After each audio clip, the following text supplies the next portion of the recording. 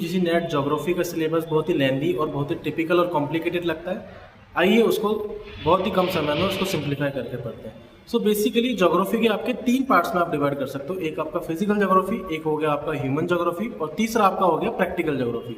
इन तीनों पोर्शंस के अंदर आप देखोगे आपके 4 से 5 यूनिट्स जो है वो आपके फिजिकल ज्योग्राफी के अंदर आ रही है, प्लस उसके अलावा 3-4 यूनिट्स जो है वो आपकी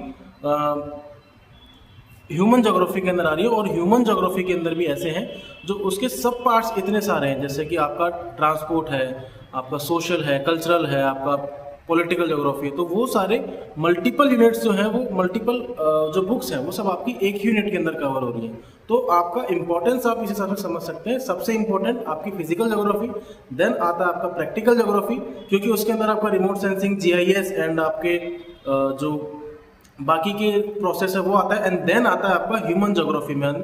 स्पेसिफिकली ह्यूमन में भी सबसे इंपॉर्टेंट आपका हो जाएगा थॉट्स और इवोल्यूशन, और जो मॉडल्स वगैरह जिन्होंने दिए वो सबसे इंपॉर्टेंट है। देन उसके बाद आपके पास जितना टाइम स्पेयर होता है आप उसको इन डिटेल सारी चैप्टर्स को, इवन जैसे ट्रांसपोर्ट के भी हैं, बहुत सारी चीज़ें हैं, छोटी छोटी चीज़ें हैं, इंडस्ट्रियल ज्योग्राफी है, आपकी सोशल ज्योग्राफी है, कल्चरल ज्योग्राफी है, आपकी पॉलिटिकल ज्योग्राफी है, बहुत सारे जो छोटे छोटे ज्योग्राफीज हैं उन सबको आप इन डेप्थ उसमें कवर